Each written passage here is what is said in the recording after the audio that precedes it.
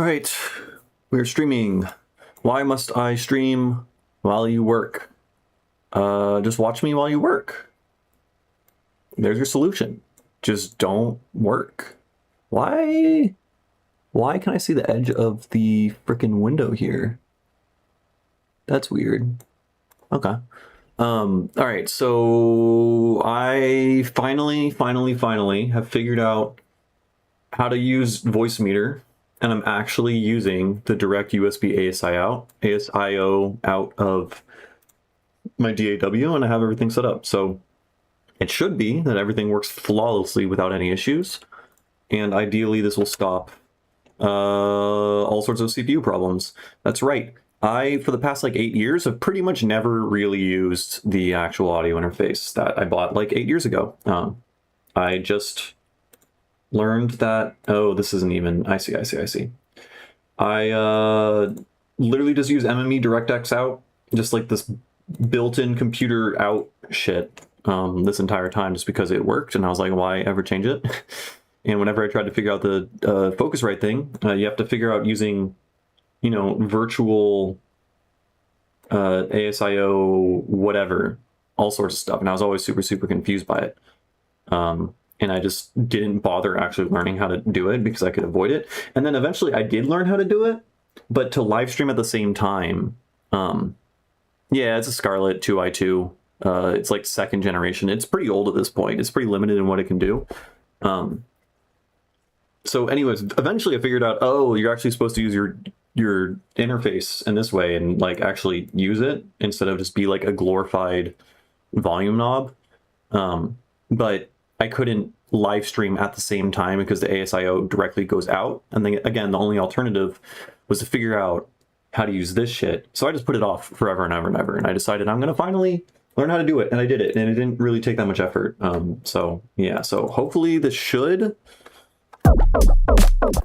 Yeah, I mean, it goes out. We have everything set up so that it gets picked up by mini meters. It should get picked up by the stream. We're using Voicemeeter now for everything. Everything's running through Voicemeeter. Amazing. And I did it. Let me just check the stream to see if this works. Hopefully this should play. Yeah. Amazing. We have a working live stream with audio and the way they're supposed to do it. Okay, in today's live stream, I am going to work on this song from yesterday a little bit, from last night, and then work on other music on the album. Just the usual. But this one, this song's pretty new. Pretty new as in like I made it like 12 hours ago. So we need to figure out what to do with this intro section. Also, I don't like the sub bass here.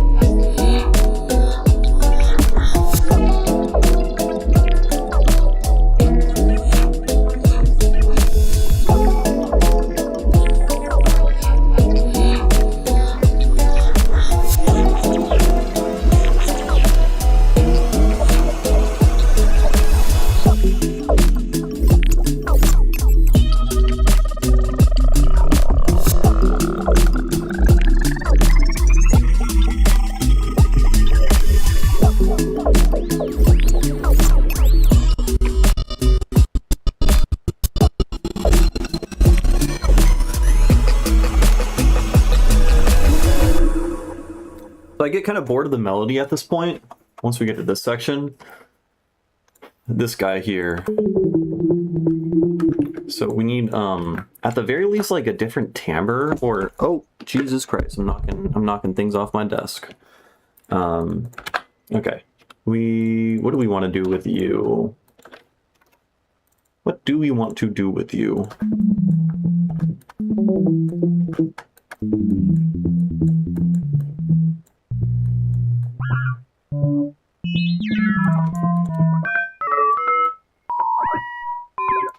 Okay, so we hit it with like that, and then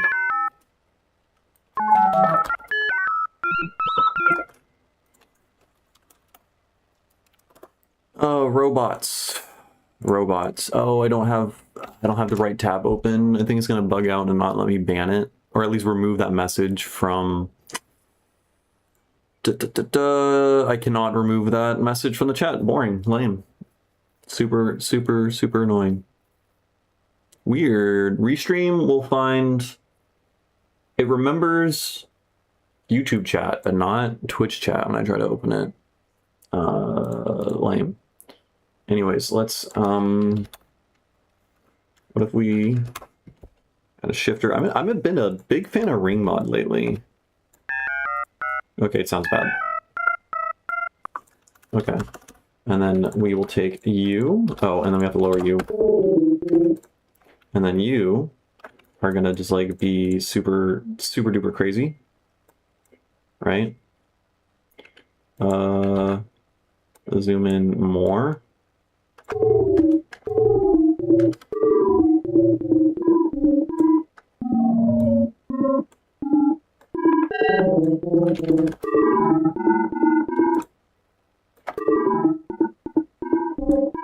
I was expecting to sound way cooler than that.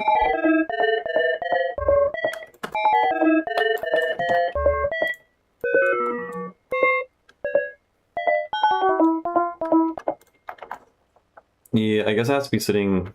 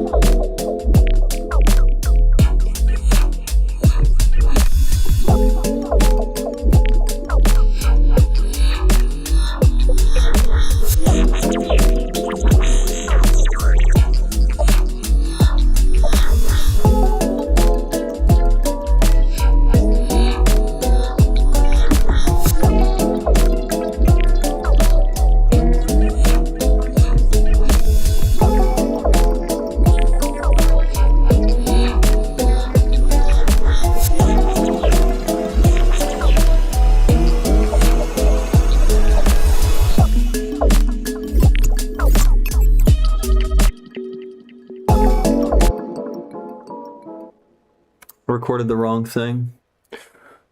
All it sounds says gotta go. You'll be back. Got something unique here. Can't say you like it, but it's very interesting. Sounds way out there. Yeah, that's the goal. That's the goal. Make really weird shit, and eventually your brain learns to like it. You know, the most interesting music, I will say all of my favorite #1 like albums of all time, all of my favorite songs and pieces, pretty much all were things that I initially didn't like the first time I heard it. Because that means they have like depth to them. It was something I listened to and I was like, there's something cool here. There's something really cool here that I don't quite understand and it makes me uncomfortable, but I want to find out. I want to understand it. And then I keep listening and then I end up understanding it. So I think that's a good thing. Yeah.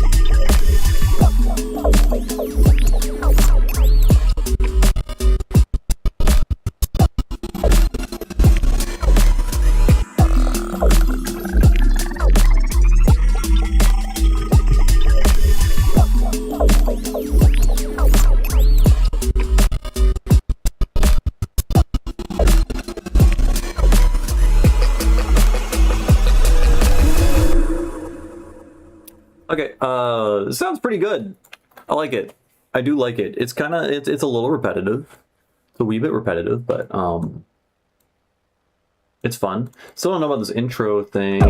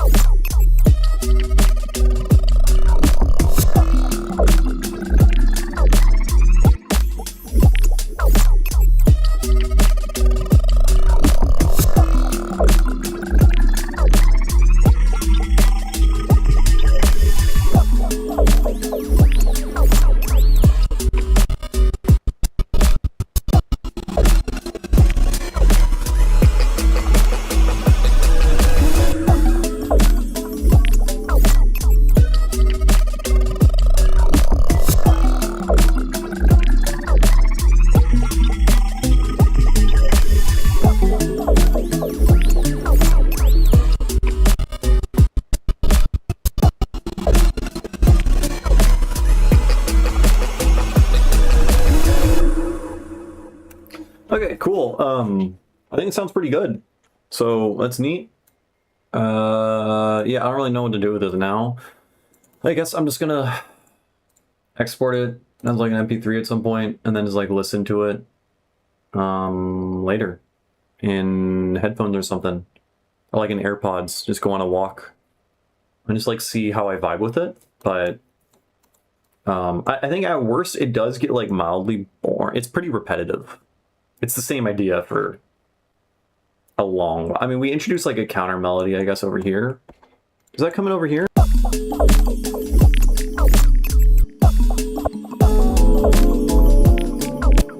Also, it's pretty resonant over here. So let's just soothe. Let's just soothe it over here.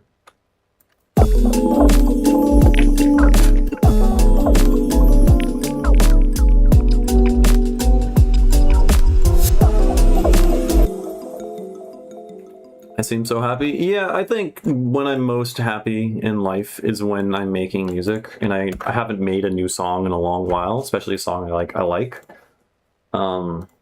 It's like when you like tap in and just like figure out what all the pieces that you need to make the thing. It's so deeply satisfying.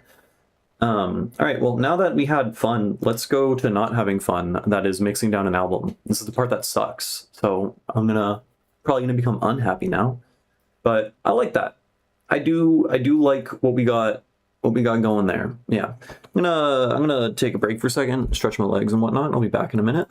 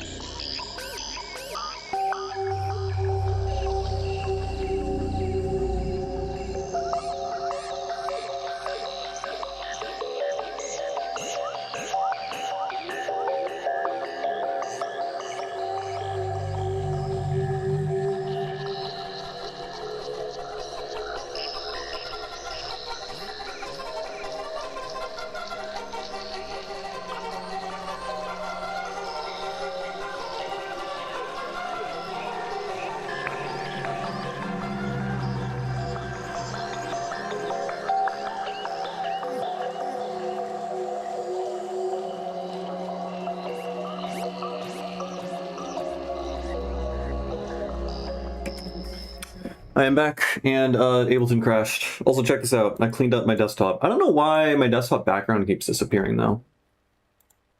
Maybe I have, like, OBS settings, or just... No, it was doing this before OBS. I don't know. Also, I don't know why that should go in there. We'll put you over there. Yeah. So yeah, Ableton's crashing. Thought I was going to say a science lesson. Why is that? I mean, I rambled about how cool science was yesterday, I suppose. But, I mean, I need something to go off of, right? Like if you think about it, like speakers are science. Why not? How do synthesizers work? How does acoustics work? You know, that's a science. It's just science is just like trying to understand the world. Describe it with math, right? Why is Ableton crashing on this live set? We're not using FL Studio ASIO. I got rid of what I thought were the culprit Maxim SP devices. This project just hates me, man. Everything can be a science. Yeah, science is just trying to predict, trying to figure out how the world works and testing it out. That's all it is. And you back up claims with testing. Yeah. Where? What was that channel called? This place science. I think it was called This Place. How does do science? This is a video I watched like 15 years ago, 10 years ago. This video here made me like get it. Now, I mean, it's been 10 years since I watched it, and I was like 18 or whatever, but it like kind of made it click how fucking cool science is and how just the scientific method works. So I recommend this video if you're trying to like get inspired to teach yourself shit. That's a good video that just explains like how you can simply go from like adding 1 + 1 = 2 and how that goes into like just determining what the area is of a rectangle and how that like branches out into other things in mathematics, and then how reality, the real world around us, has shapes and things that you can count and ascribe numbers to them, and therefore all the things we do in math ascribes to reality, and then just kind of just keeps piggybacking off of that. It's neat. Okay, all right, project file loaded. I haven't listened to this since last night, so let's see how well I recorded a bunch of me playing synthesizer, which I should turn on my synth right now, to the song. Right, that's what we added. So let's just take this guy, and let's also put you here. No, let's open this. Wow, this is so laggy. I mean, my CPU is chugging.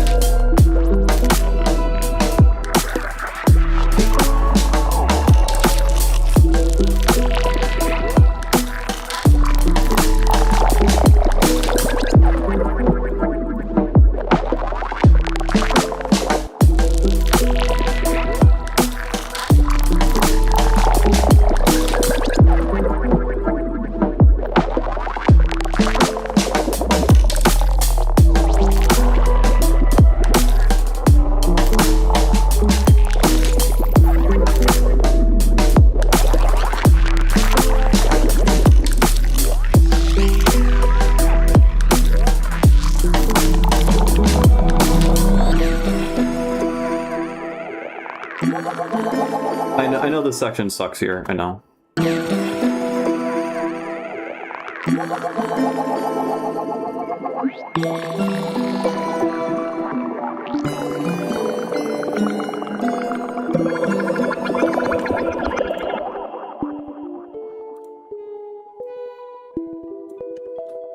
Let's keep to this.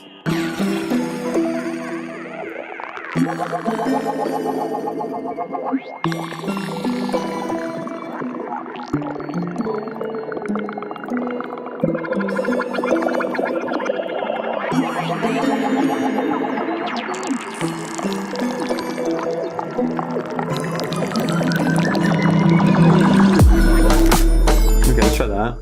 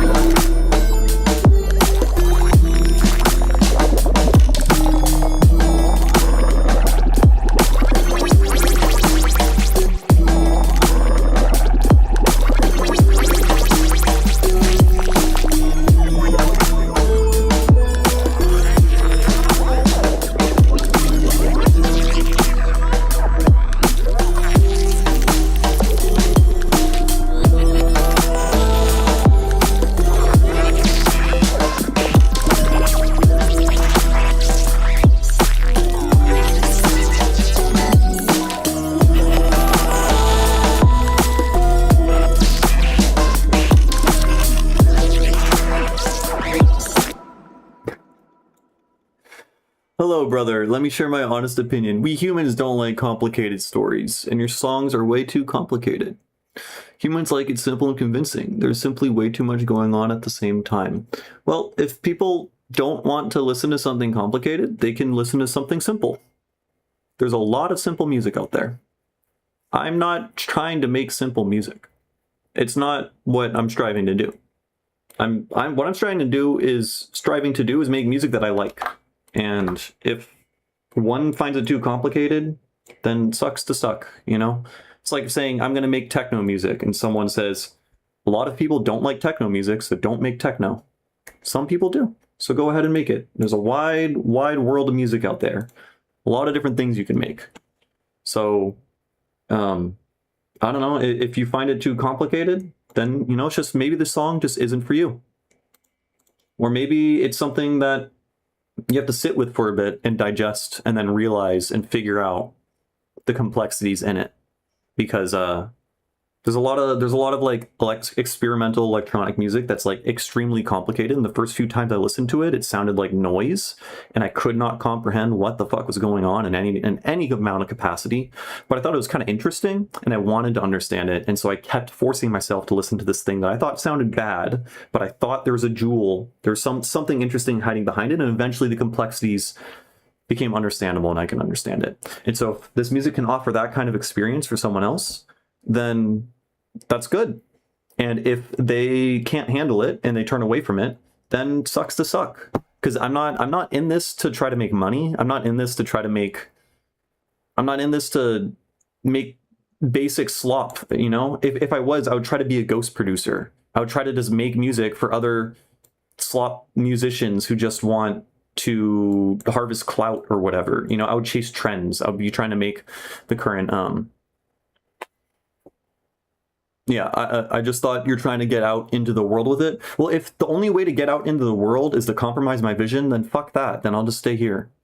Like, I feel like the best art and the greatest artists just they didn't care about that. And then the people that wanted to hear that came to them. Otherwise, I should just be making fucking UK garage or whatever the current trend is, you know? But I'm not striving to do that. And so I don't want to do that. You know,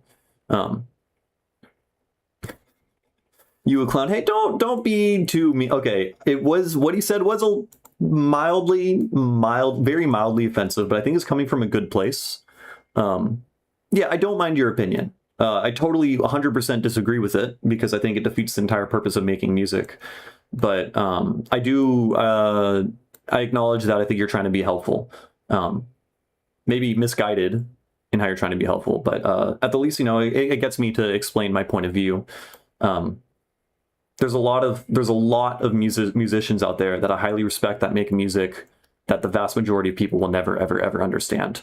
And that's based because they're pushing the umbrella forward. They're pushing music forward. And I think the ultimate point of like being a composer, to compose something, is to try to compose new things and to push things forward and to explore entirely new worlds. So that's what I strive to do. So yeah, basically TLDR sucks to suck. But yeah, no, I don't take offense. I do not. Don't fret.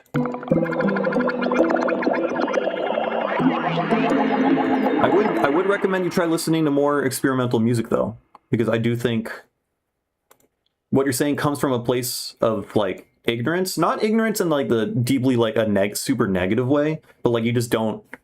I think you just don't understand the genre or the thing that I'm trying to do, which I think means that you have an amazing world for you to explore still, which is like really exciting, honestly, you know, because if I could like rediscover this genre and like, I don't know, IDM, experimental music, and realize that you can truly do anything with sound and it could be music, when that like clicked, that was like such a beautiful awakening moment. And it could be that you just haven't had that moment yet, in which case that's super cool, you know? Or maybe you'll just hate this kind of stuff forever. Who knows? But I think you have a lot to explore, which is exciting. So I recommend you explore. When I found this channel, I was confused. The more I listened, the more I can hear the vision. Yeah, it's like a language. Genres and music and different artists and stuff like that. They kind of, you know, they all have their own unique styles, and depending on how far they deviate from like what you're familiar with, it's kind of like learning to understand like a language, and then eventually you understand it, and then there's like a whole new world of colors and shit available to you. But it's gonna be incomprehensible like the first time you listen to it. It requires like a lot of time and effort spent to understand stuff. I'm sure if I played the shit for me when I was 18 years old, I might not understand what the fuck was going on, you know? Same thing goes with like music taste. Music taste evolves. A musician's vision and what they compose evolves over time. Yeah. Yeah. And no, I'm not even done yet. Society also evolves if you think about it. If you think about like hyperpop or like super popular genres and just trends in electronic music and just normal music as well, that shit would have been unlistenable garbage to people like 40, 50 years ago. They've been like, what the fuck is going on? But like, we evolve as like a society and also individually in terms of our taste and what we can understand. Take my free time to learn more math too. You can see how it benefits your sound design. Hell yeah, good. I think it would benefit even more than your sound design because it teaches you like discipline and whatnot, and also the fact that you've always felt uncomfortable with like learning math or whatever, and then realizing that you could just overcome that with effort is like so good because it teaches you how to learn. You know, you're like learning how to learn. You're learning how to like conquer learned helplessness, you know, which is like even more important, frankly, than like learning how to make cool sounds, because those skills extend way beyond math and just to everything in life. Generalize everyone as humans all like things this way is a pretty limited way of thinking. No, like if I did, yeah, don't worry about it. You opened up an avenue of discussion. So, you know, if you double down and you're like, this is unlistenable trash, then yeah, fuck you. But you didn't do that. You were just saying that, you know, it's complicated for the average listener. And if I want to make a living being a musician, then like one should try to dumb down their stuff. And like, there's validity to that. I've had other artists I respect a lot tell me this microtonal thing you're doing sounds too weird for most people, you should stop doing it. And my response was, well, then I should just not make music because I'm not going to fucking cater to anyone other than myself, right? But, you know, they're also trying to come at it from a, you know, I want to survive under, you know, fucking capitalism perspective or whatever. And so maybe you got to make the slot. But I'm at least, I don't know, there's no point in living, honestly, unless you're fucking trying to explore and make something new. I feel like I'm here to do something. I'm here to create. And if you make anything other than like whatever your vision is or whatever, if you're just like following a recipe or trying to make music that'll work within the algorithm or follow trends, then you are not making really anything new. And I'm here to make something new. That's what composition is about. So, yeah. Anyways.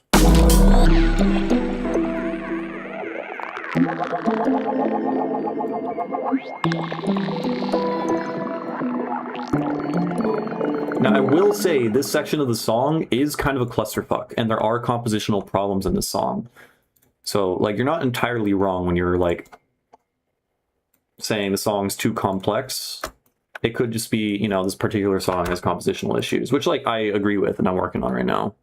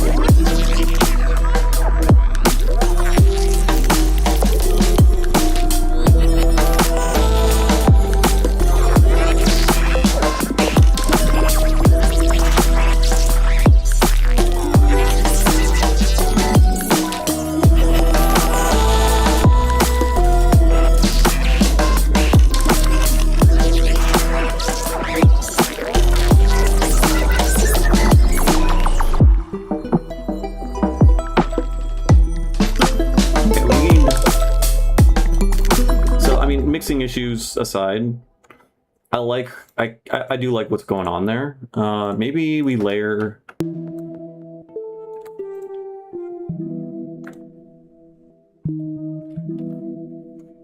maybe we add another layer.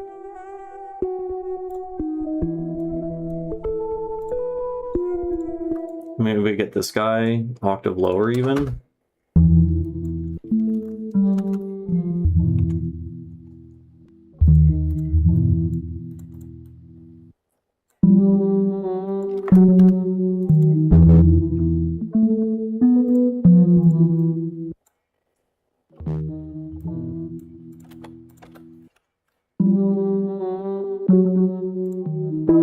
Except the vibrato on that one sounds terrible on the lowest note. So, is it you every time?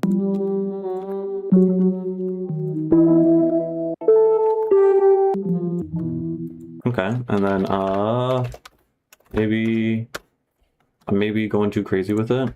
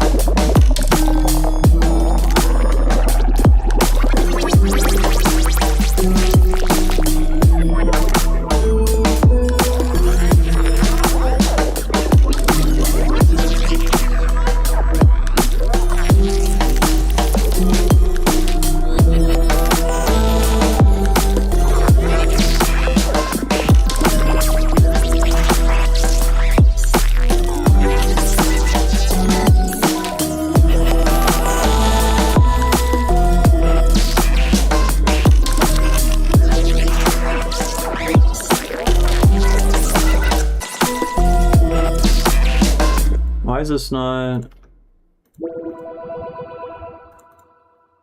And then you. Maybe we just like do that.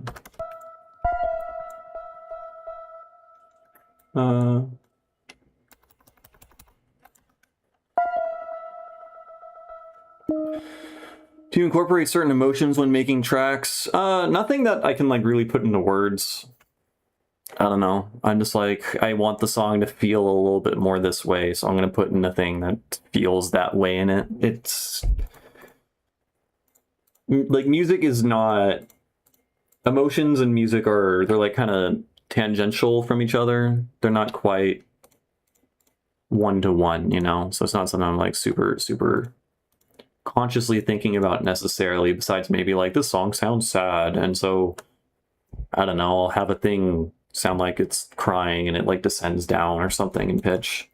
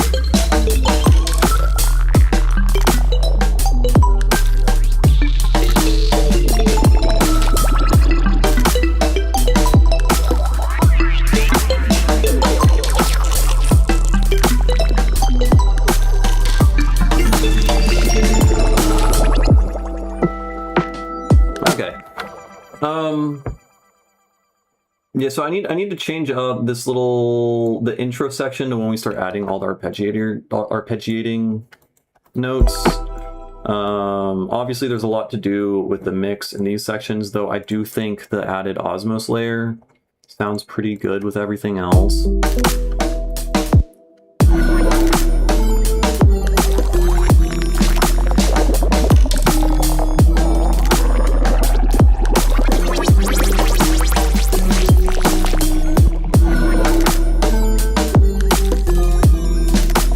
Master stuff loud. I just mix into a limiter. Oh, I didn't even know I had that going. You need a decent limiter or a clipper or whatever. Oftentimes, like the stock limiter doesn't really, you can't push very loud.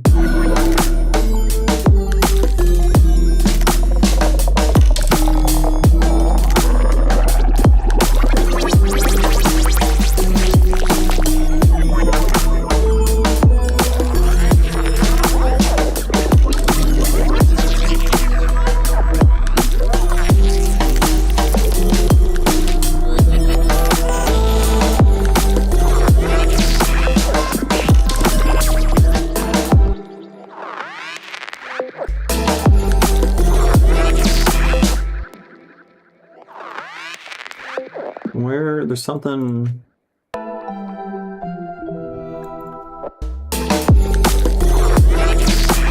There's something like breathing in a weird way. Where are ya? Is it you? No, you're good. Where could you be?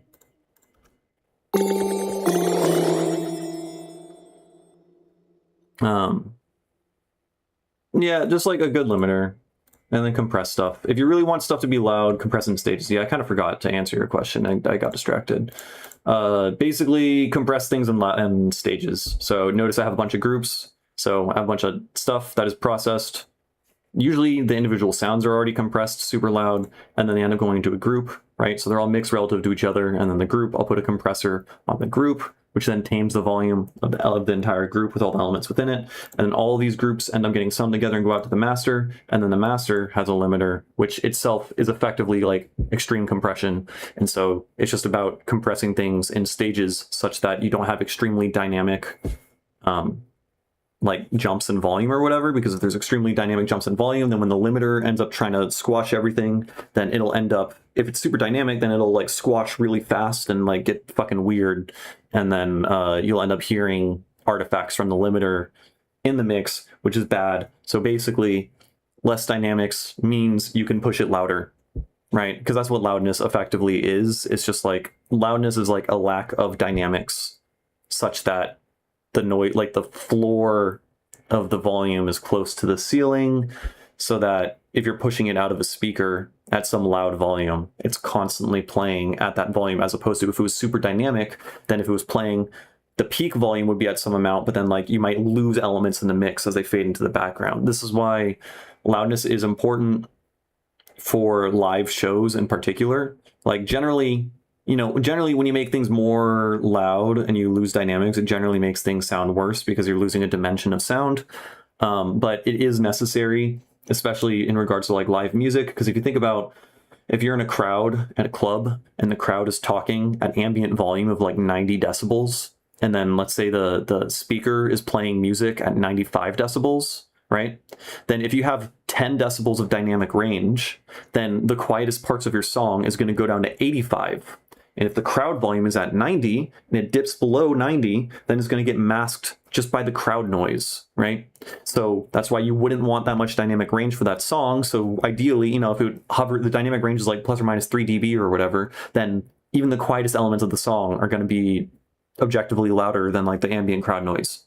So stuff like that is why like loudness does actually matter beyond just loudness war bullshit and like comparison and like before tracks and after tracks, because there's a lot of psychoacoustics involved with like louder is better or whatever, even though we all just have like volume knobs.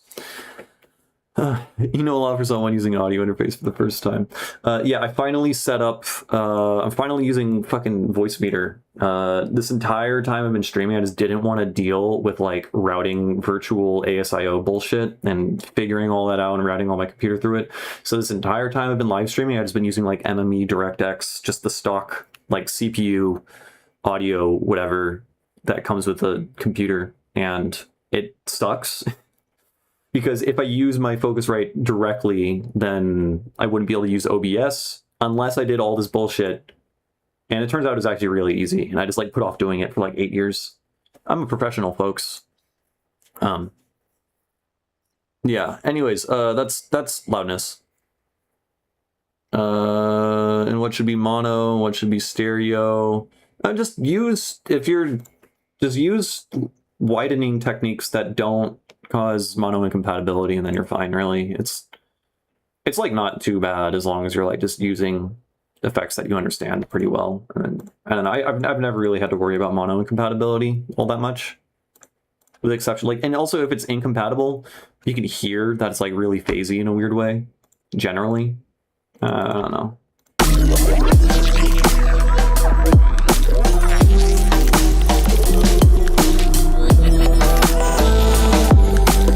So you want to see red? No, the volume here. I think you have a misunderstanding of how mastering works. So the limiter is squashing everything at around 0 dB. Sometimes people will give like 0.3 decibels or whatever of extra headroom, but effectively the limiter is going to stop it from clipping. So if I remove the limiter and I slam the volume, then things are going to end up going past 0 decibels, which then is going to clip when it comes out of the DAC. And some people actually master directly by doing that. They literally just push everything with nothing on their master, and it just gets clipped by just the fucking automatic clipper that occurs when you're pushing something above 0 dB through your DAC. Because some people like clipping, you know? Yeah, max yellow, best is green. I mean, it depends on what you're talking about. if you're like DJ mixing, if you're talking about using a mixer like CDJs, then yeah, you do not want to hit red. That sounds bad. But yellow, green, red are like, what are you referring to? Like you could see red here on the master, but that is just saying that it's hitting 0 dB. Now, if it actually clips, like if I push this above, the whole thing turns red, right? So if your whole entire master is red, then that means your master is clipping, and it's probably clipping in like ways that you don't intend to do unless you really know what you're doing. Some people don't use limiters even. Some people just use clippers. The color is relevant. I mean, it depends on what software you're using where there is color. But if you're talking about this thing, then yeah, the color here are just visual indicators for like what the loudness is of the thing, I guess. I don't know. If the whole thing turns red, then yeah, it's clipping, and you probably don't want that. But if you're using a limiter at the end of your chain, which that's what I have here, basically this isn't even doing anything. I have a bloom, which this is like, it's like a bunch of fancy compression. Don't worry about it. And then this goes into ozone. And then these two things aren't doing anything to the signal chain. This is just a loudness meter, which tells me how loud this is, using units that we've made up. The color is not irrelevant. The color is an abstraction of a deeper meaning or logic that in consequence it's red. Yeah, that's better said. It's the whole thing turns red if it clips. Basically, that's usually always the case. So if you're mixing on a mixer and you see the little volume things end up hitting red, that means your output is clipping. A lot of DJs don't give a fuck and they just clip it anyways. And most people honestly can't hear it, but it does sound worse. And the audio technician who's working at the venue will hate you, and you're gonna burn the fucking coils in the speaker when you do that. Because like the clipping will square file the waves, and then it works the coil like way harder than normal. But anyways, loudness mastering is just compress things in layers. So I have like this chords melody group. This just has a bunch of different compressors. All of these are effectively just EQs or compressors that are used to tame dynamics, make sure that the volume of certain frequencies stays around a certain level, and the overall dynamics of the sound is sitting at some level. I'm hearing a lot of differing opinions here. I mean, everyone also has a different approach. I'm not sure what the differing opinions are. I mean, we're talking about what the colors mean, but it depends on what software you're using. But effectively, red is clipping. You don't want unintentional clipping, basically. You don't want to do things unintentionally. You want to do everything with intention. And so the point of compressing everything in like groups or whatever, and at least this is my approach, the point of doing all this is so you have a lot more control with intention of how the limiter or clipper or whatever you have at the end of your entire yeah, I don't think there's differing opinions here. It's just we're just wording things differently to try to, you know, more perspective, more different explanations of the same thing effectively. Anyways, loudness is put things in groups, make the dynamics of those things be compressed or clipped such that they don't go above a certain volume, and then you end up summing all these groups together in the end in your master.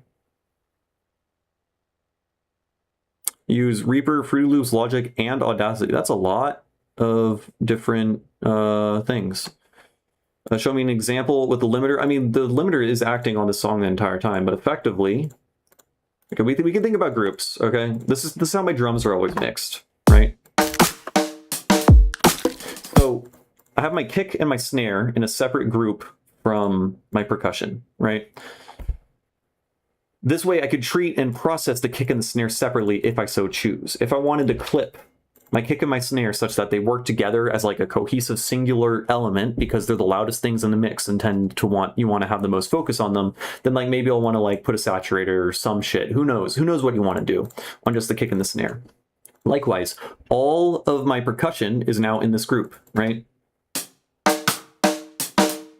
Right, these are all working together, and honestly, I'm not even compressing these. But if you wanted to, you could like try compressing all of your percussion. I am sidechaining it from the kick and the snare, so I don't want the kick and the snare and the percussion to play at the same time. But right, so like let's say I do this and I have these elements now compressed such that they don't peak above a certain volume, and I play them together, and I'm like, okay, that sounds pretty good. The individual elements are staying at some set volume, and then I can put compression on the drums themselves such that when the drums work together with the other elements, it doesn't peak above another set volume that I decide, right? Because I'm going in layers, right? There's the individual elements, and then those individual elements get put into a group, and then those multiple groups, the kick snare group and the percussion group, then go into another group called drums, right? And then drums get summed with everything else. There's all these other groups that have done the exact same thing, right? It's just nested layers of groups of compression and EQ and stuff gluing sound together. These then get summed into the main, and the main is effectively just another group. Imagine I just grouped all of these tracks together, and they're all being sent into this thing here. And so likewise, I'm gonna do the same thing again. I'm gonna compress it, I'm gonna limit it, except this compression is way more extreme because I don't want it to ever peak above 0 dB, because when it does, then it will clip in an uncontrolled way. So the compression does the gluing, the loudness does the limiter. I mean, the limiter pushes it to the max possible volume, right?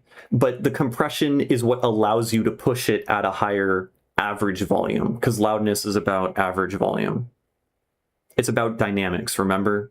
So we talked about if you're in like a crowded club and you don't want too much dynamic range, right? We're compressing things such that there's less dynamic range, and then the limiter pushes it up against the maximum volume. If you didn't do that compression bit and you pushed it to the maximum volume, there'd be more dynamic range, meaning the loudest part and the quietest part will have much greater variance, which will make it on average sound quieter.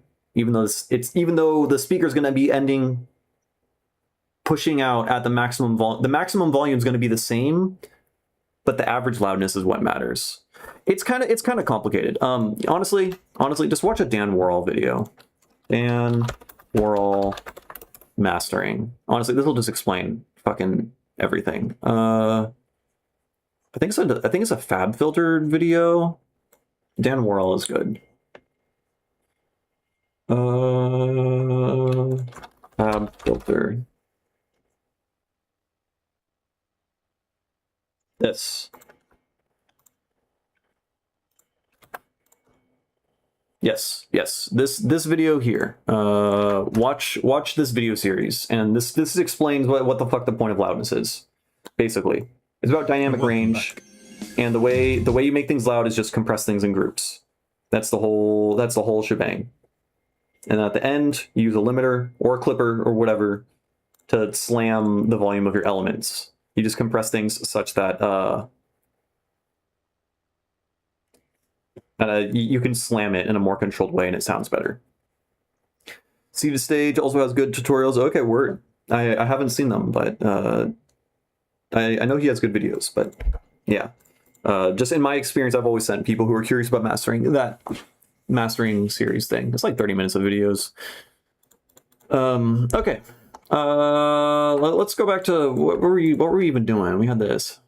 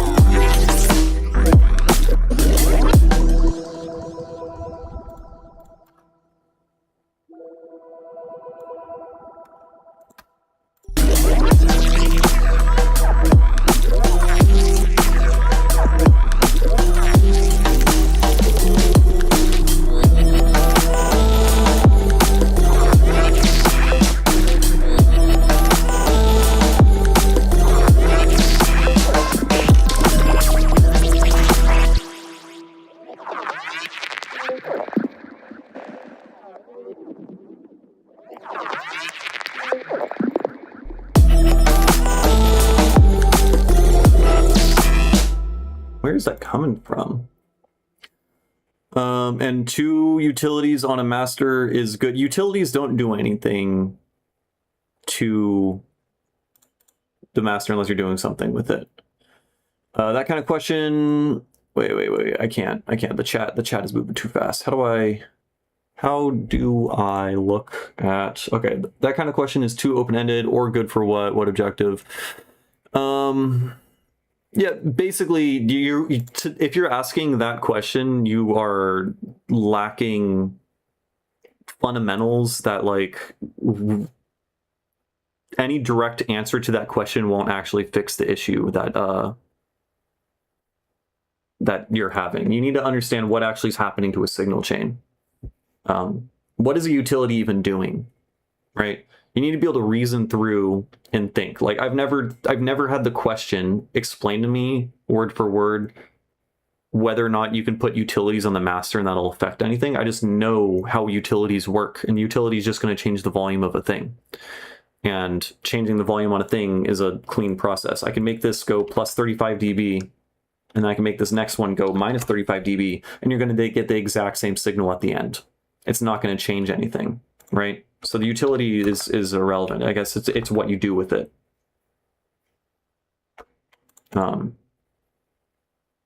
Yeah.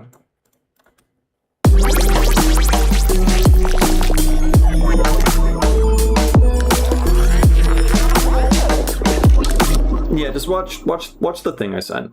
Honestly, yes. Where's?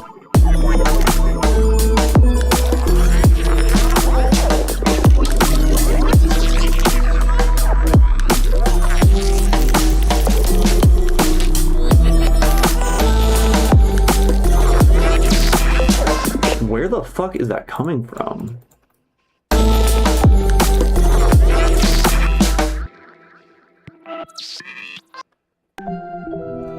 Not coming from you. I'm losing my goddamn mind. Okay, we're gonna this whole group. Yeah, it's here.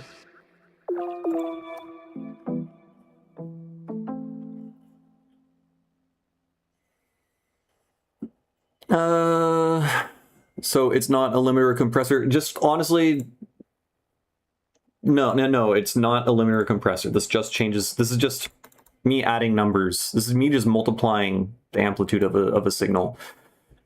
Yeah, watch the video I sent you, and watch maybe here. Since you're on a learning kick right now, check out this thing here. This is a whole entire, I mean, I guess this isn't about, yeah, no, fuck it. It's mostly about acoustics, but also talked about perception of hearing, average loudness, pitch, timbre, what are waves. It's a really good course. There's really, really good explanations, diagrams, and stuff for how all of this shit works. Yes, there's some math involved, but it explains how everything works. There's really cool diagrams to explain how it works. And, you know, again, you're an adult with the ability to be disciplined. And so if you're like, still after this explanation, I don't know what the fuck this means, you can Google, you can ask a robot, and the robot will explain things to you. But this is a really, really good resource. So I would recommend getting a better grasp on the fundamentals, because you're asking questions about a thing that is kind of complicated, but you lack the prerequisite understanding to understand the explanations we're giving you, you know? Yeah. Where the fuck is that? Here we go. Oh, it's a...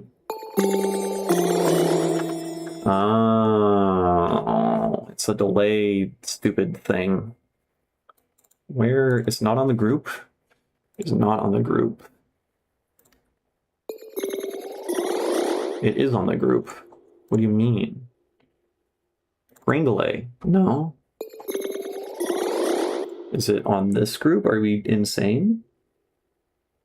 I don't see it. Auto filter utility bloom. Where the... What? Huh? I don't know. I hate being lost in my project files. I am not a fan. So this is coming out of here. And I don't know. I don't. Where the fuck? Is it on my master? No. Where's the delay?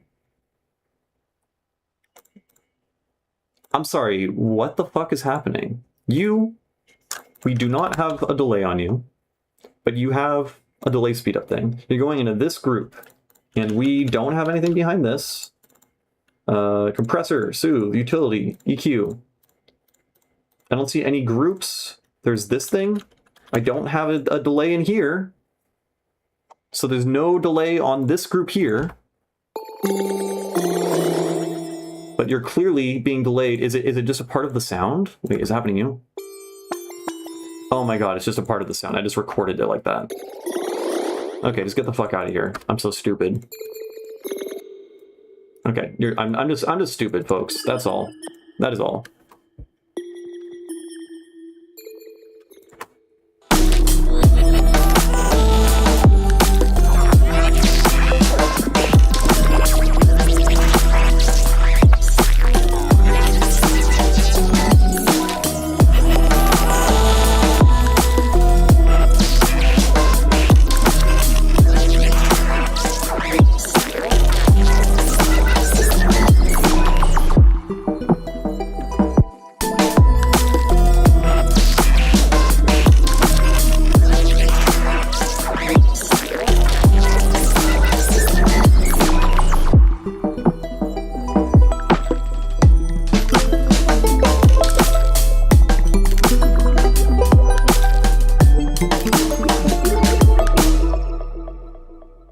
Add the limiter when the track is finished. No, that people do it differently. I personally mix into a limiter. Some people do not. Some people don't mix into a limiter at all. They just mix the whole thing without any loudness, any compression, and at the very end they add it. That's a whole other fucking can of worms. I'm gonna switch project files. I'm tired of working on this, but I think we made good progress on it. Let's go to. Well, that sounds okay. This one sounds pretty good, I think. We can go... We haven't done this one in a minute. So some people mix into a limiter while they're working on the song, and some people will master their song at the very, very end. Or they'll hand the song over to a mastering engineer. They'll hand the unmixed thing. These are different processes. And that's a whole other can of worms that people are divided on that. If you want to master your own music and you want to do everything yourself, then I advise mixing into a limiter and doing the whole process that I described. If you want to have another person look over your song and mix it and master it, or just master the song or whatever, that's the case where you wouldn't end up applying a limiter, have a mastering engineer work on it. That technically is like the real definition of mastering. Mastering really means having another pair of ears, someone with objectivity who hasn't worked on the song, make final touches on it, and also adjust the loudness and apply the limiter and stuff, right? That's really what mastering is. When I say like I'm mastering my own music or whatever, like not really. I'm just putting finishing touches on the thing that I already made. So it objectively is better to have other mastering engineers work on your song because, again, another pair of ears, they're probably more experienced than you. They're listening on better equipment than you. They have an acoustically treated room. They have really good speakers. They know their speakers inside and out, and they can just make final touches and stuff like that. The downside is it's going to cost money. Not that much. Like, I master people's music for like $30 a master.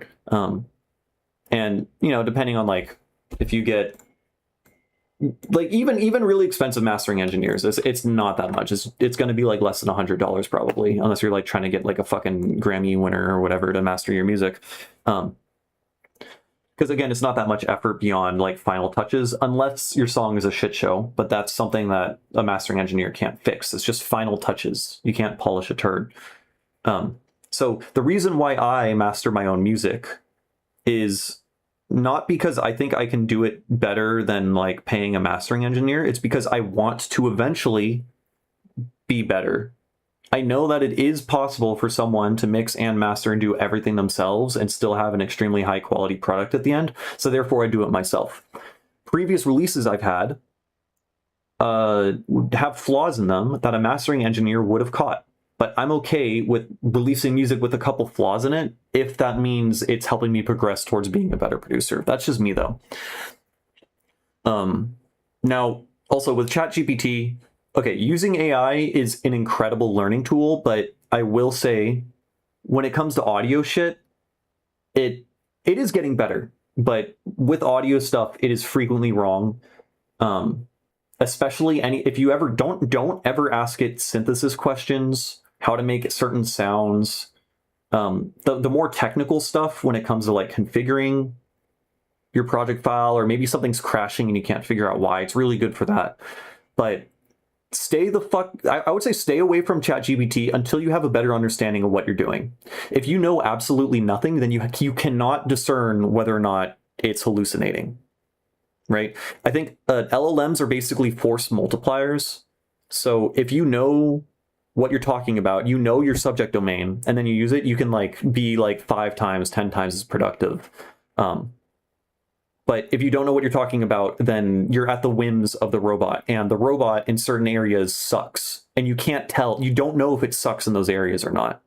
And I've found that like in regards to a lot of acoustic stuff and sound stuff, it's very iffy, and you need to have some understanding of what's going on to be able to tell whether or not it's lying to you. So I would stay away, honestly, from ChatGPT for... There's just so many resources out there, you know. I would just watch the videos I sent you, take the course on fundamentals of sound and stuff like that, and then maybe ask it questions from time to time to clarify things, but try not to rely on it. I would be very hesitant to suggest someone rely on a thing unless they already have understanding, right? ChatGPT told you to put an OTT. See, the thing is, that's what most people would tell you too.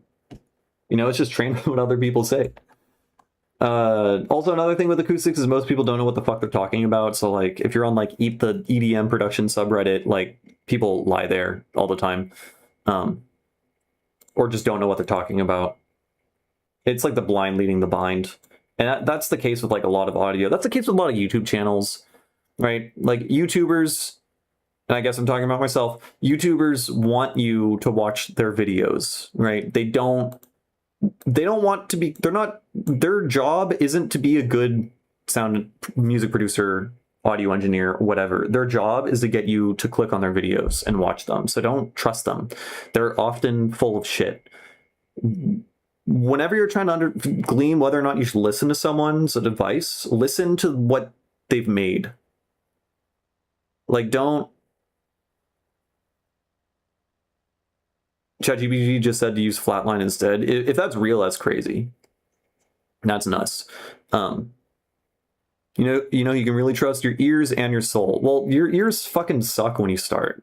to be honest, most people have shit ears. This is also true. But like, I would not trust the advice of anyone whose work you don't think is like really good. You know, whose work that you don't aspire to create. So like, trust music producers who've already like made good shit. Virtual Riot, his videos are good.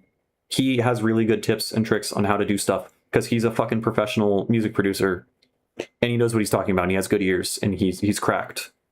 If you're just listening to some fucking no-name audio engineer with like 2 songs on Spotify that sound mid and he's just sitting behind like a shelf of speakers behind them because he's just trying to like create the aesthetic of someone who knows what they're talking about so that you can buy their course. Yeah, stay the fuck away from that.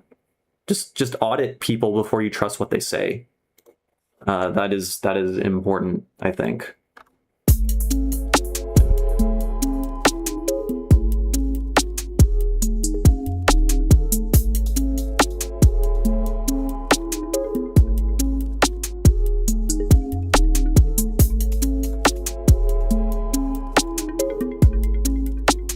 Yeah, I don't like the intro.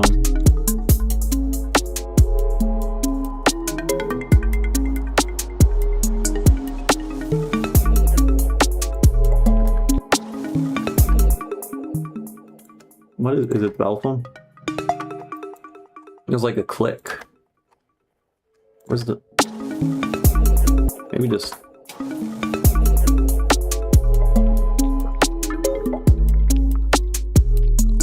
Why is it so quiet?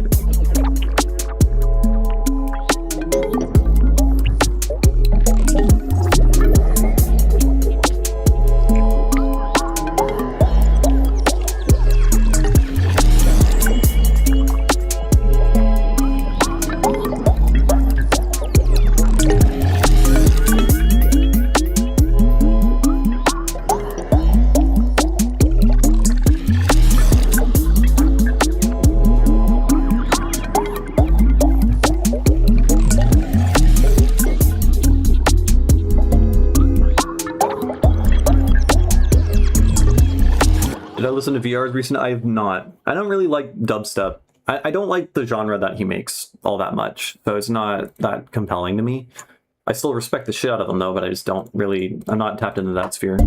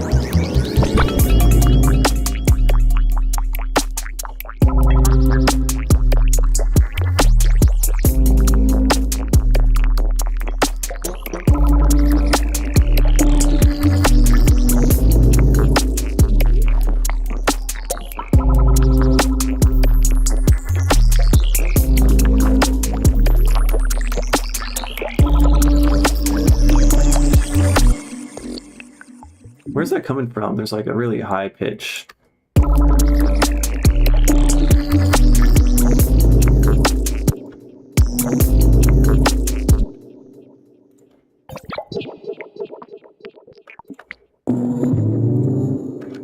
It's erosion. We have erosion somewhere.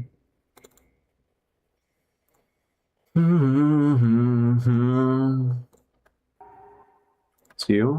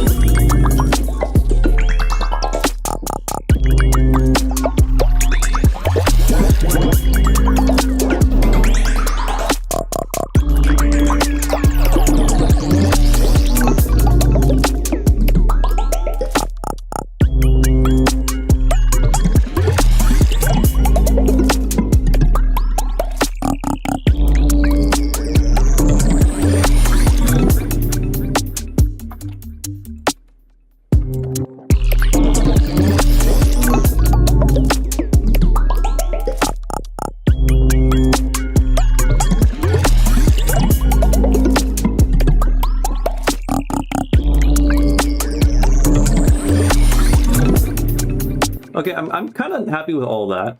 I am not satisfied at all with the initial drop release. It sucks. I don't know. We go from like kind of a cool build up to just this really, really sparse, boring thing that eventually we add enough elements to the boring thing that it becomes cool, but it's such a like fucking, it sucks. And then the intro is also boring. But I'm mostly happy with how most things sound, I want to say, probably.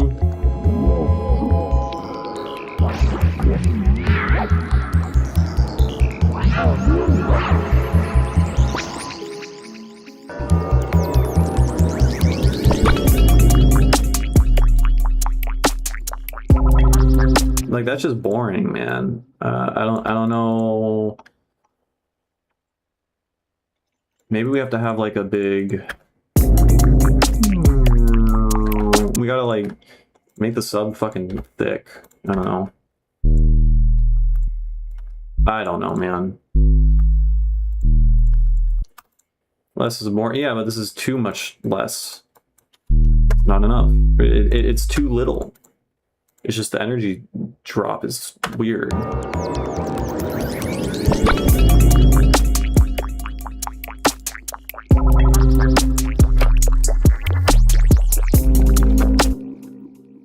We need something just to make this kind of initial downbeat thing better. I mean, we could grab the boing bass squelchies. Yes, yes. Good. Maybe. And then maybe we...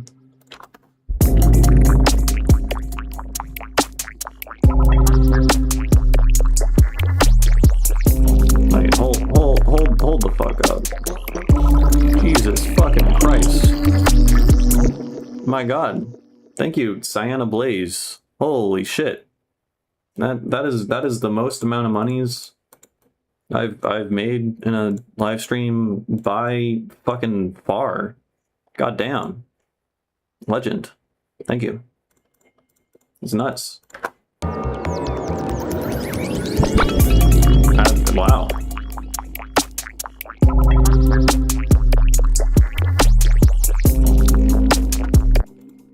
I feel like I should say more, but I'm just like in shock.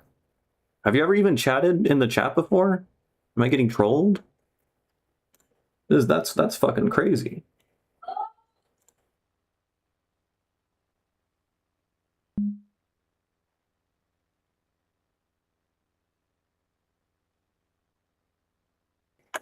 Hold on. I have to do chores real quick. I have to help carry a thing inside. I will be right back. But yeah, that's freaking nuts. I'm just gonna play this fucking loudly, just slam it in my house.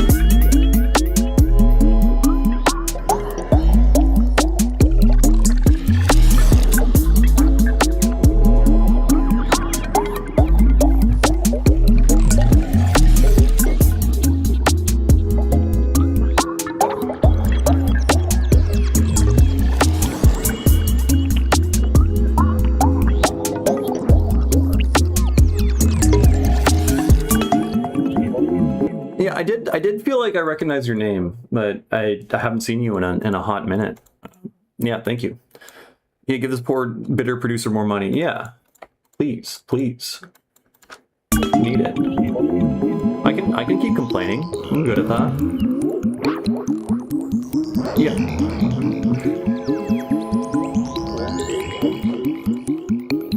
Okay, we gotta make this guy big.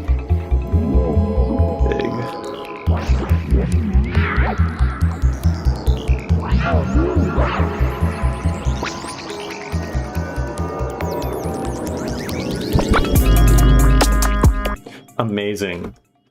Amazing. Amazing. Sounds so good.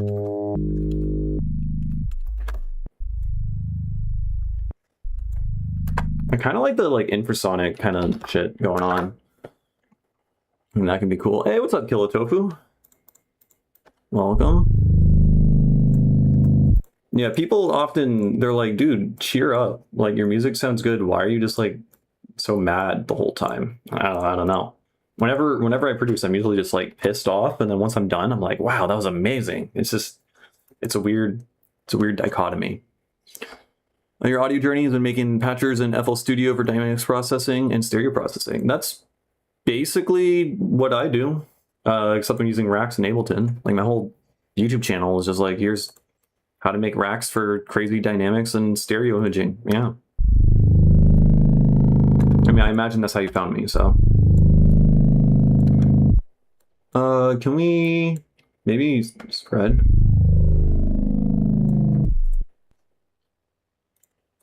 Kind of cool.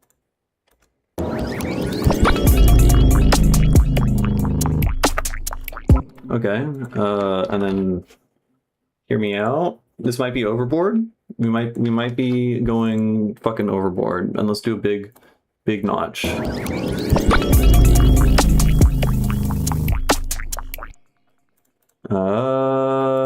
And then maybe this go all the way, and then we're gonna make.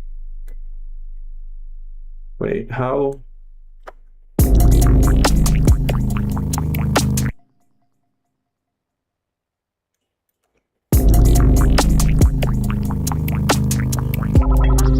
Okay, that's fine. And then let's take. How do I want to do this? Spellbook. I want to make it sound kind of vocal, so we're just gonna spellbook this guy, and then we're gonna take this guy. We're gonna spellbook you, and then we're gonna limit you guys to this range here. Okay, maybe not that range. Maybe this range here, and then we're gonna spin you. And then we want a fat rack, probably. Hello.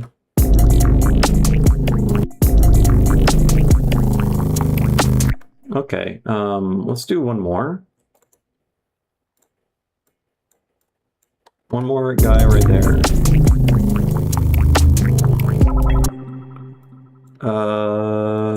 And then, I mean, I guess I could just be fucking boring and put a formant filter on it, but I was trying to avoid a formant. I was trying to just, like, make my own, right?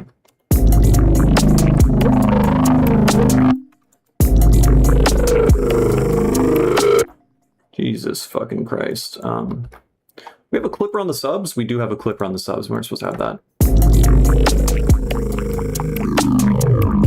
Alright, no.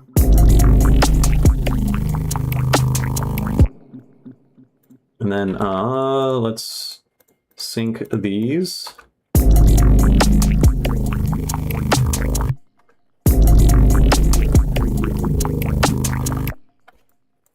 Some shit like that. Auto filter. I don't know. I don't.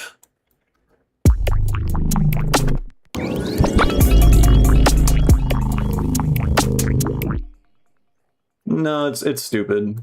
It's pretty dumb. I've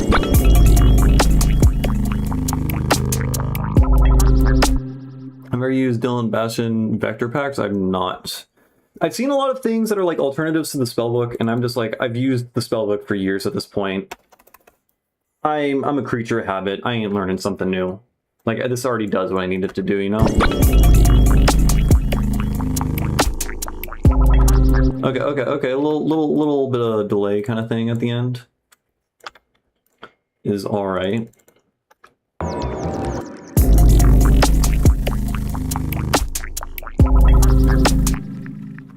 And then maybe just like the once. And then we can hit it with a normal delay.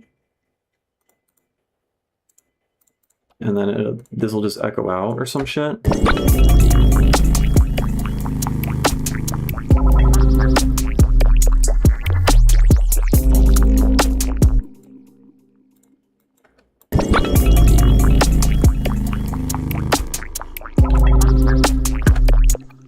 I don't know. I hate it here. What else could we do? Oh, we have this thing.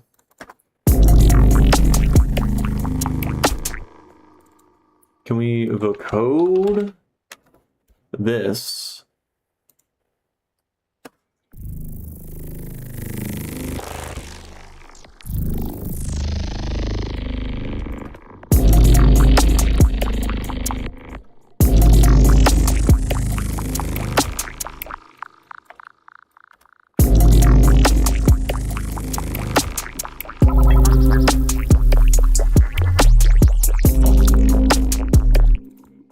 I don't know. No idea. I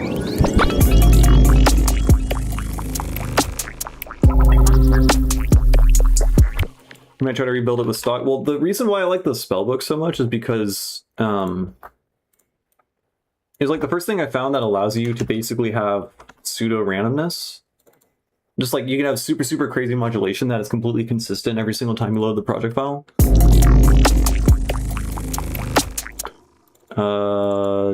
I don't know. Maybe just like something like that. It's something. There is now something happening on the downbeat. I don't know if it's good or not. We can try vocoding from Big Squelchy Guy.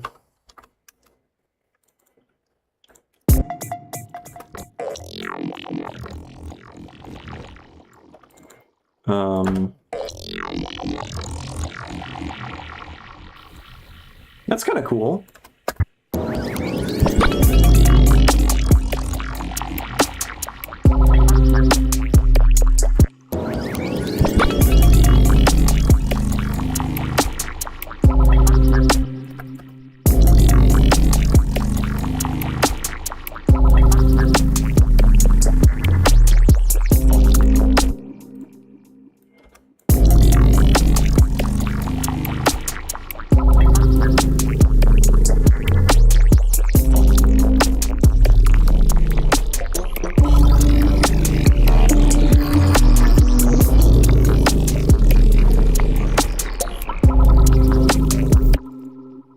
And then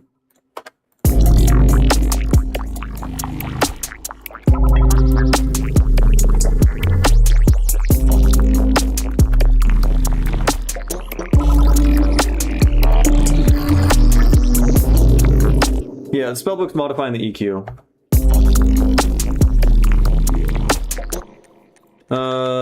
Oh. Let's put this. No, we need another roar afterwards.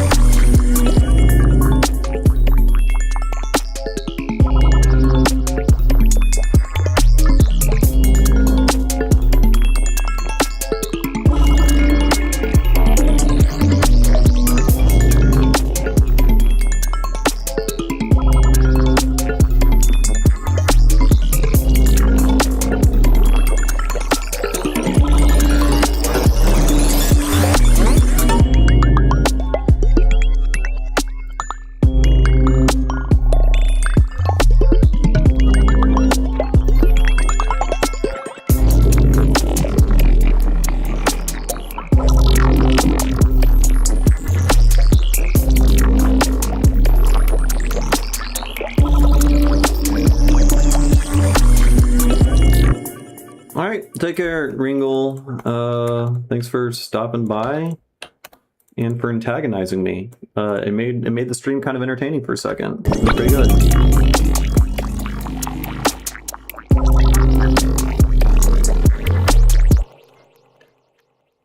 Maybe do it like that.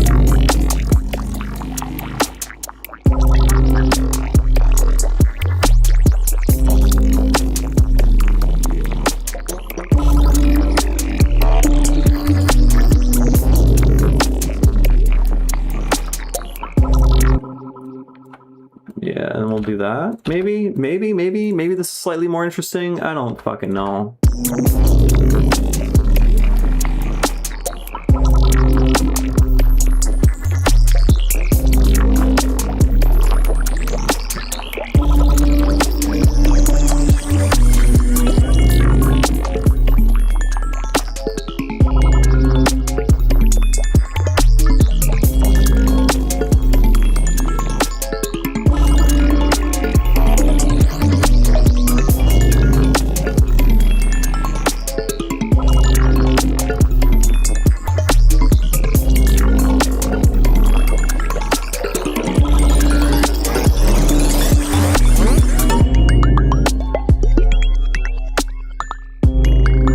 I have no idea if this is good or not, but we added something that I think made the first half of this drop better. Okay, let's switch songs because I'm tired of working on this. I mean, yeah, the only thing we need to do with this song is figure out how to make this drop a little bit more impactful, and that was an attempt at doing that. I will find out when I re-listen to this later and my like perception is reset whether or not that was good. Yeah. So let's switch to this other song. This one, I think I'm completely happy with the composition. Mix is a little painful at some points, but this next one's pretty good. So that is neat. I do like that. You can see a bunch of trash in the background. There we go. That's good. Let's go.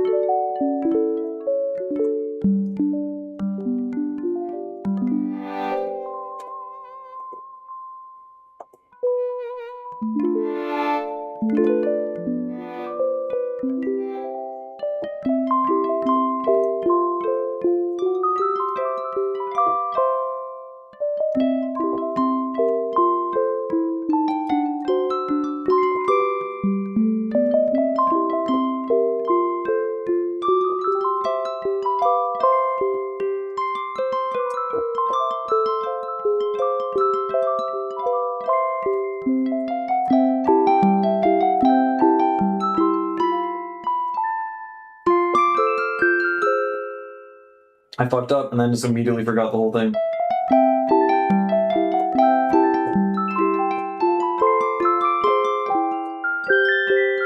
My God, I cannot.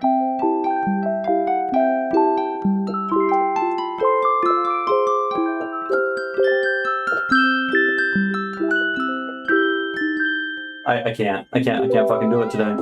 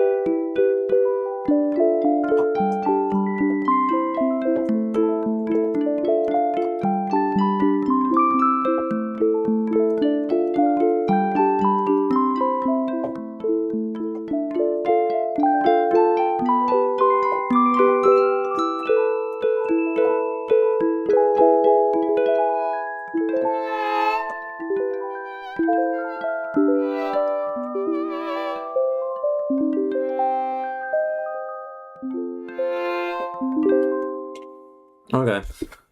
I don't know. Today I'm just worse. I'm just worse some days, I'm just better some others. I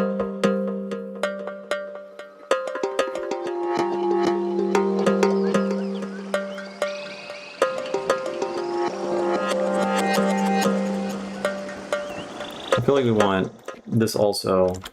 I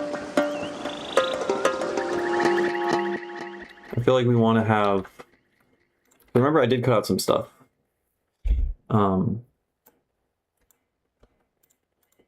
Yeah, was it you?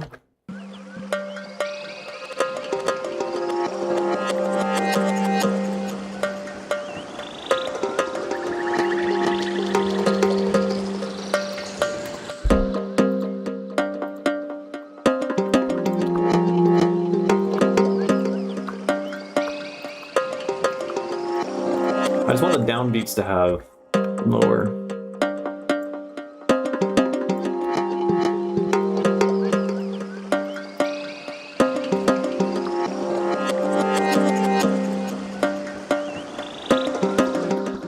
And then let's... Nope, that was not the thing I wanted to open. This might crash everything. I feel like I remember this patch I just double clicked on. Yeah, look at how fucking massive this is. No. No. We're not doing that. Command Z. Get me out of here. Please. Okay.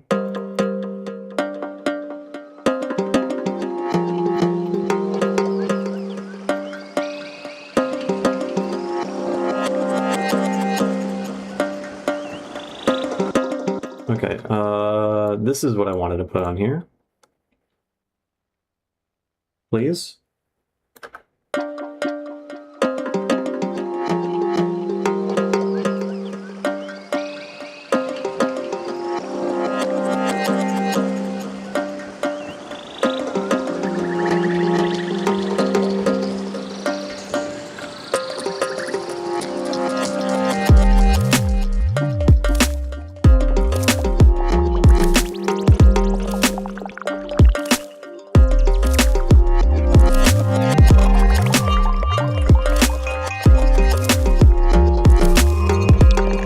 What? The fuck? What are you doing?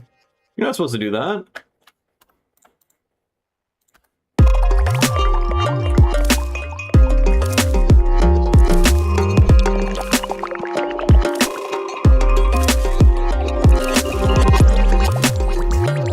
What the fuck is all of this? How did this happen? What did I, like... I must have, I don't know, hit some random macros that fucked everything up.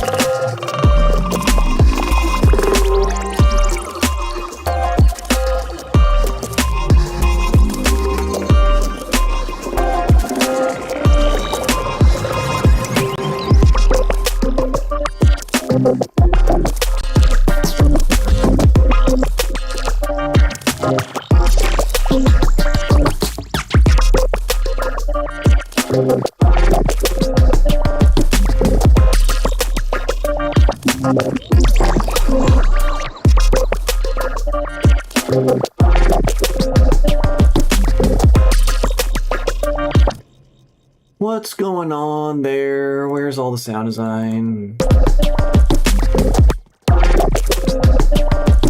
You know, like right here, just... Wait, why does it get so boring there?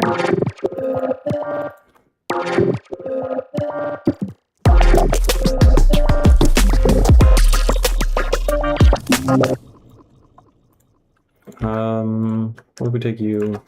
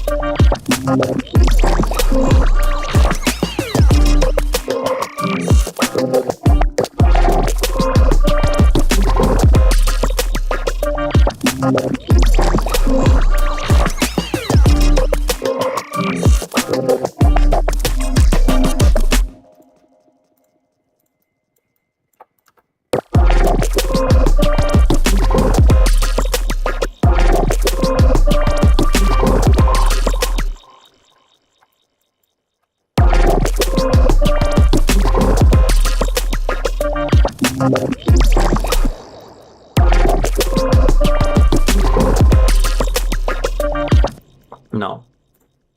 This one. This is the one we want.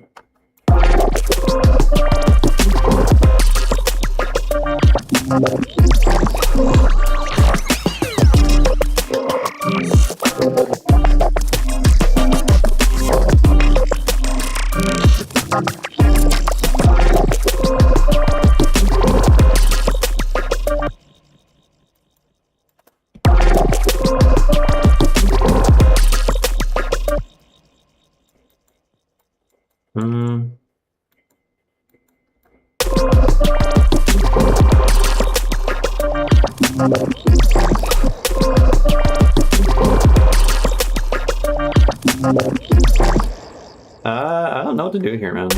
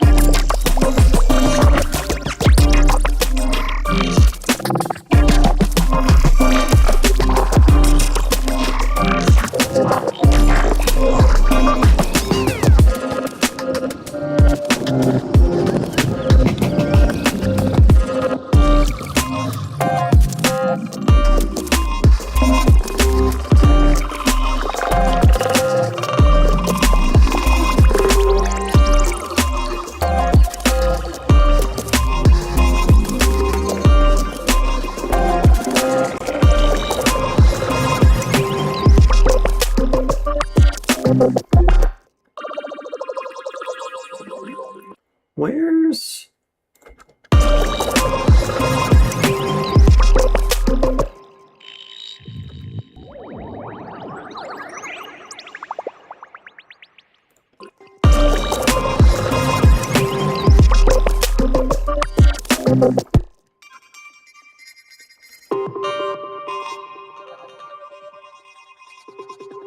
I guess it's from the...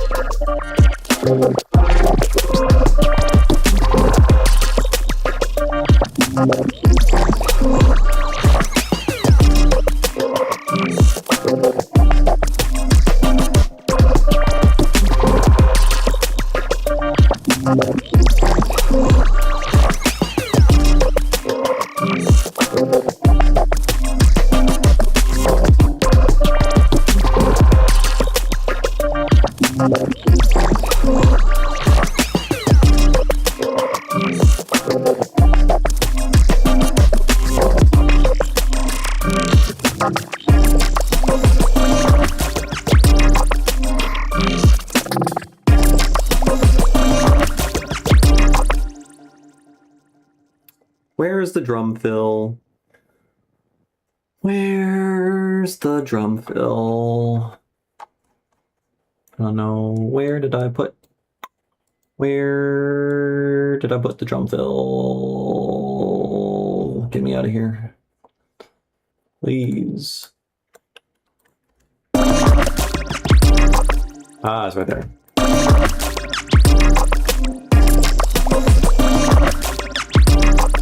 That doesn't sound right. I guess we need to put the snare back in.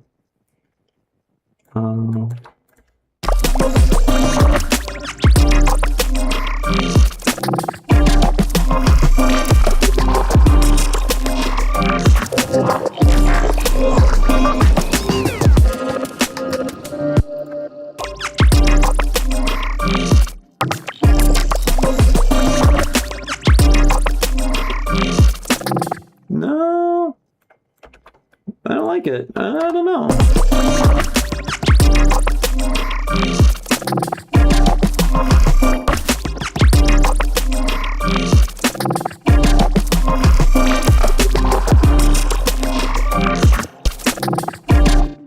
Is it you? Where's...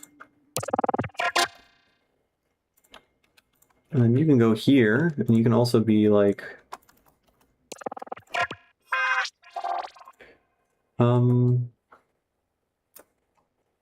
It's kind of weird. Oh, let's record out from this guy. Oh, whoops. And then you will be like that.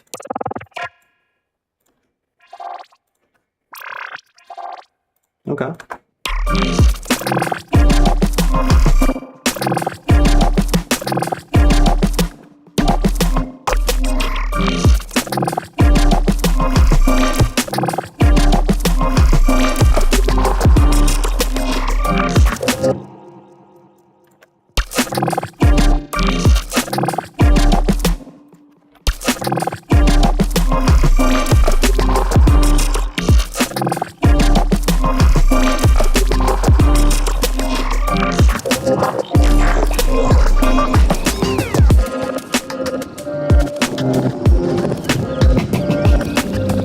Yeah, I don't know how I feel about that sound, but I think everything else is all right. Okay, I think I am getting hungry, and so I'm gonna go eat some food and get away from the computer for a little bit because my eyes are bleeding and my ears hurt. So I'm gonna end the stream. But yeah, fun stream. We got donated $50 from Cyanna Blaze, which is fucking awesome. We talked about mastering a lot, and I got some good work done on like 4 songs on the album. So, and we clarified and determined that the song I made last night is actually pretty good. So all in all, pretty productive stream. I'm pretty happy with it.